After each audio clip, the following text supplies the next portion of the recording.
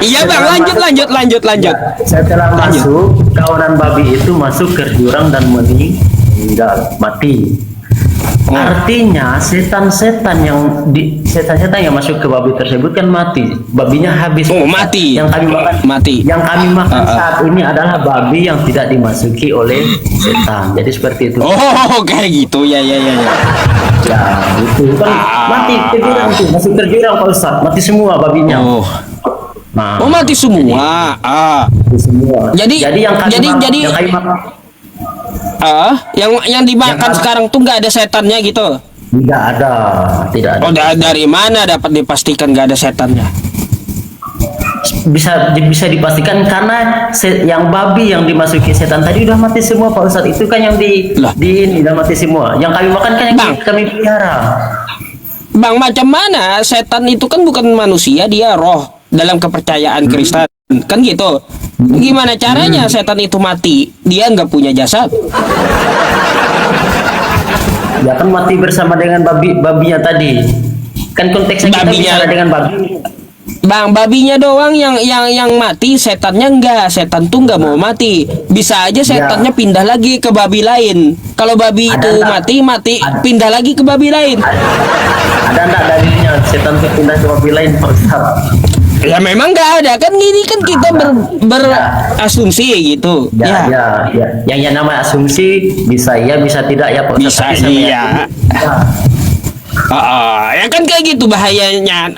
Anggaplah kayak gini. Kalau di dalam babi itu ada setan sekarang, ya kan kalau makan babi pindah tuh babinya ke tubuh abang. Berarti sekarang jadi sekarang bang takutnya apa? Yang pemakan babi nih ya. Pemakan babi ini di dalam dirinya ada setan masalahnya. Ya, Ustaz. Enggak ya. Itu keyakinan abang kan bisa. Ini kan asumsi saya toh.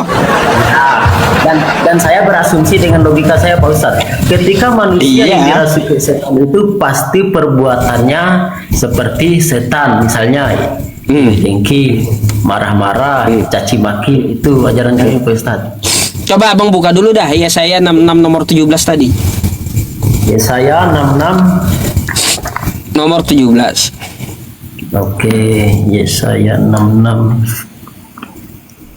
Oke. Gimana, Pak? Ya, Yesaya 66 17. Saya baca dulu ya, Pak Ustadz. Silakan. Tapi bacanya dalam hati. Oh ya, nggak apa-apa.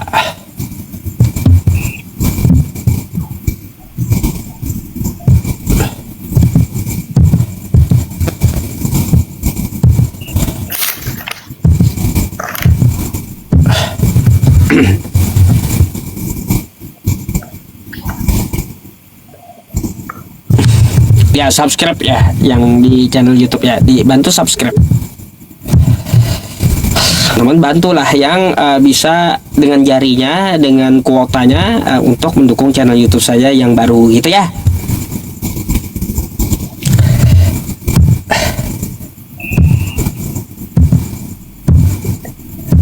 Oke. Waalaikumsalam warahmatullahi wabarakatuh. Iya nih, naik jadi 116. Gimana, Bang? Ya, jadi kan ini seperti ini Pak Ustadz. Mereka yang menguduskan dan mentahirkan dirinya untuk taman-taman dewa. Gimana? Dengan mengikuti seseorang yang ada di tengah-tengahnya yang memakan daging babi dan binatang serta tikus. Ya. Jadi boleh saya uraikan Pak Ustadz, walaupun silakan tidak pakai dalil, tapi sepengetahuan kami itu benar adanya. Jadi seperti ini Pak Ustadz. Dalam perjanjian lama itu memang kami tahu bahwa ada beberapa binatang yang diharamkan, benar Pak Ustadz. Dalam perjanjian lama atau hukum Taurat. Tapi ketika datangnya Yesus itu atau munculnya Injil, bahwa yang terpenting itu kalau kami Katolik itu yang haram itu bukan yang masuk ke dalam mulut, tapi yang keluar dari mulutmu itu. Waduh. Bang, abang perlu tahu itu kalimat Yesus untuk menyindir, bukan melegalkan atau menghalalkan babi. Dia nggak ada bahas makanan waktu ngomong itu. Jadi ini juga Pak Ustadz, di dalam perjanjian lama dulu penghapusan dosa itu dengan darah domba kayak ditempelkan ke pintu itu ada ininya, tapi dalam Injil itu tidak lagi dilakukan itu. Mengapa? Karena dengan darah Tuhan Yesus itu sudah menghapus dosa. Jadi konteksnya kurang lebih seperti itu Ustadz. Kalau gitu saya gini bang, ya berarti semua yang masuk ke mulut boleh dong gitu. Yang masuk itu boleh layak untuk dimakan boleh. Coba Anda buka dulu Yehezkiel 4 nomor 12. Yehezkiel itu masih perjanjian lama Pak Ustadz. Ya, saya mau tanya aja sama Anda. Ya. Yehezkiel 4 12 nomor 12. Saya coba buka juga di sini Yehezkiel ya. Ya, Yehezkiel 4 yang ke-12 ya. Ya. Saya mau tanya sama Abang tentang ini, ya. Makanlah, ini perintah ya Bang ya, suruh makan. Oke? Ya. Makanlah roti itu, yang dimakan roti ini seperti roti jelai yang bundar, dan engkau harus membakarnya di atas kotoran manusia yang sudah kering di hadapan mereka. Kira-kira Bang, kalau ada roti zaman sekarang ya yang dibakar di atas mau nggak Abang makan? Tidak Pak Ustadz. Tidak, tapi boleh itu dimakan. Tidak boleh Pak Ustadz karena kotor. Loh, katanya apa yang masuk ke mulut tidak menajiskan toh. Saya tadi yang baik dan layak itu kan masuk kategori tidak layak lah. Kalau kotor kan tidak layak Pak Ustadz. Bang, gini nggak ada Yesus bahas makanan dan memasukkan makanan baik atau buruk. Nggak ada di situ teorinya. Yesus berkata, ya apa yang masuk ke mulut tidaklah menajiskan, tapi yang keluarlah yang menajiskan. Itu dia menyindir, bukan membahas makanan. Jadi nggak ada Yesus bahas makanan yang baik yang sebut semua adalah halal, yang masuk ke mulut adalah halal. Gimana dengan roti yang dia bakar di tadi? Ayo. Ya, kita pikir dengan akal sehat lah Pak Ustadz. Masa kita harus makan roti yang dibakar? Loh, itu perintah Tuhan loh Bang. Kalau itu perintah Tuhan, kalau Abang gak ngerjain perintah Tuhan kayak gimana?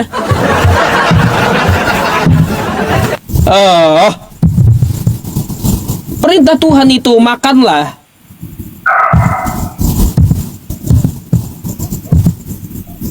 Biar enakan dikit Bang, campur sambel lah itu. Biar ada manis asam asinnya kan gitu. Campur pakai sambel dikit itu roti.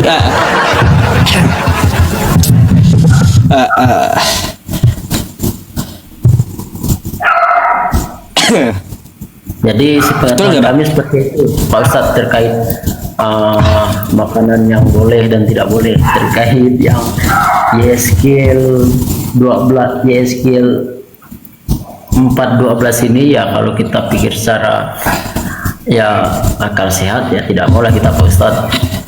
Lah, mana larangannya nggak boleh? Ya kita lah melarang diri kita Pak Ustadz.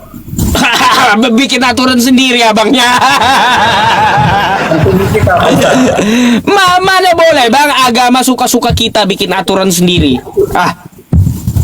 Nah, kami biasanya berpedoman dengan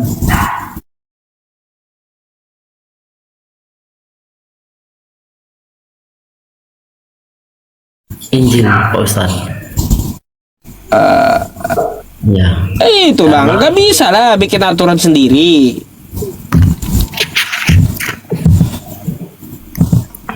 boleh nanya lagi Pak Ustadz? Oh boleh nanya lagi, silakan. Asik juga bang ini. Ya. Karena gini, Pak Oke Ustadz, silakan bang. Apa tuh? Iya seneng saya diskusi sama Ya. beliau nih. Ya. mengapa saya banyak nanya? Karena Gak apa-apa, silakan. Tanyakan Ini- aja tentang Islam semua, boleh silakan. ya saya tetap bertanya tentang Islam Pak Ustadz. Saya tidak tahu Islam. Kalau Kristen ya saya tahu, walaupun saya tidak tahu ayat-ayatnya, tapi secara umum saya tahu Pak Ustadz. Oke. Nah, jadi ini Pak Ustadz, yang saya mau tanyakan terkait umroh nih Pak Ustadz. Umroh kan yang pergi ke ini, yang Umroh dan menikah. haji. Ah. Terus Umroh dengan naik haji beda Pak Ustadz. beda. Nah, pertanyaan pertama Pak Ustadz, apakah itu wajib atau tidak? Pertanyaan yang kedua Pak Ustadz, kalaupun misalnya wajib, bagaimana bagi mereka yang kurang mampu? Apakah ketika Muslim nih tidak melakukannya, apakah dimarahkan oleh Muhammad atau tidak? Bagaimana Pak Ustadz? Oke. Oke. Jadi kita baca Karena yang kan mahal Pak Ustadz tuh biayanya. Teman saya baru pergi mahal katanya, 100 juta lebih katanya. Itu maka saya bingung, kasihan lihat yang tak mampu gitu Pak Ustadz. Nih bang, bagus pertanyaan anda. Tapi saya jelaskan dulu bang ya, haji dan umroh itu beda. Beda Ya. ritual, beda waktunya.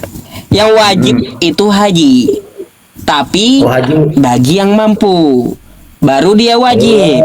Bagi yang mampu dari kesehatan, bagi yang mampu keuangannya, gitu. Dia wajib haji.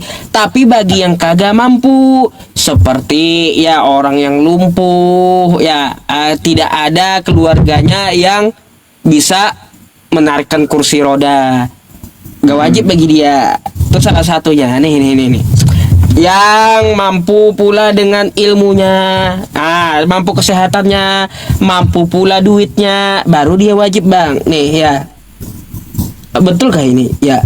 Nih fihi ayatum bayyinatum maqamu Ibrahim wa man dakhalahu kana amina ila wa man kafara fa innallaha ghaniyun 'anil 'alamin. Nih bang, padanya terdapat tanda-tanda yang nyata, di antaranya makom Ibrahim. Barang siapa yang memasukinya Baitullah itu menjadi amanlah dia. Mengerjakan haji adalah kewajiban terhadap Allah, yaitu bagi orang yang sanggup mengadakan perjalanan ke Baitullah. Barang siapa yang mengingkari kewajiban haji, maka sesungguhnya Allah Maha Kaya, tidak memerlukan sesuatu dari semesta alam. Jadi bang, yang wajib itu bagi yang mampu. Satu, wajib ketika dia ada uangnya cukup, ada ilmunya yang cukup, ada kesehatannya yang cukup. Ini wajib nih. Tapi kalau duitnya kagak ada, ya nggak bisa dipaksa. Gak wajib bagi dia gitu. Apalagi kan kuota di Indonesia sekarang minta ampun gitu. Pakai kuota juga waktu Pak Ustadz. Iya sekarang bang ya, kalau saya daftar sekarang nih, umur saya 35 tahun. Bisa di umur 52 nanti saya berangkatnya. Kalau saya masih hidup, masih hidup juga di umur segitu. Kalau saya mati, kayak gimana?